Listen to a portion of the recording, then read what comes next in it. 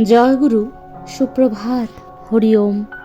ওম অখণ্ড সংহিতা বা অখণ্ড মণ্ডলেশ্বর শ্রী শ্রীমৎ স্বামী স্বরূপানন্দ পরমহংসদেবের অমৃতময় উপদেশবাণী, ত্রয়োদশ খণ্ড, দীক্ষা নিয়া অসাধন।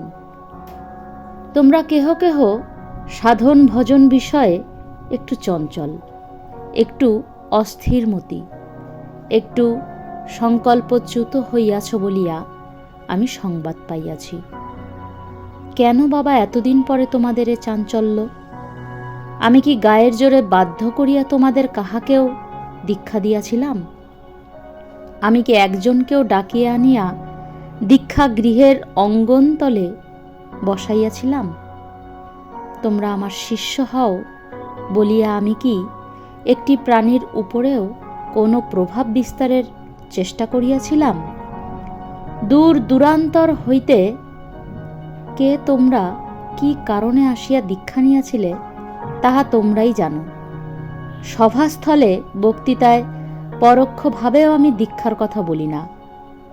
বিশ্রদ্ধ আলাপে সুকৌশলেও আমি দীক্ষার ইঙ্গিত দেই না। পত্র লিখিতে বসিয়া কাহাকেও দীক্ষার পরামর্শ বা উৎসাহ প্রদান করি না। তবু তোমরা দীক্ষা নিয়াছিলে। দীক্ষা যখন নিয়াছ তখন সাধন করিবার গুরু দায়িত্ব তোমরা কিছুতেই অতিক্রম বা অস্বীকার করিতে পারো না।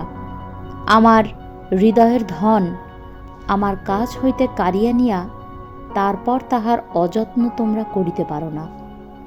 উৎপীড়ন আসিতেছে, আসুক, সাধন ছাড়িতে পারিবে না। অত্যাচার আসিতেছে, আসুক, সাধন ছাড়িতে পারিবে না। তবে যদি বোঝো যে ভবিষ্যতে তোমাদের অঞ্চল হইতে দীক্ষার্থীরা আমার নিকটে আসিয়া দীক্ষা গ্রহণ করিলে পরে তাহারা অভিভাবকের উৎপীড়নে নিজ নিজ সাধন ছাড়িয়া দিতে বাধ্য হইবে, তাহা হইলে সেই সকল ব্যক্তিকে দীক্ষা নিতে আসিতে বিরত রাখিও।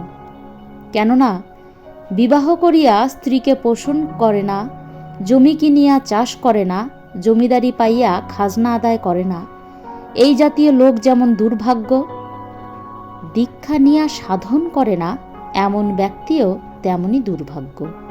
হরি ওম।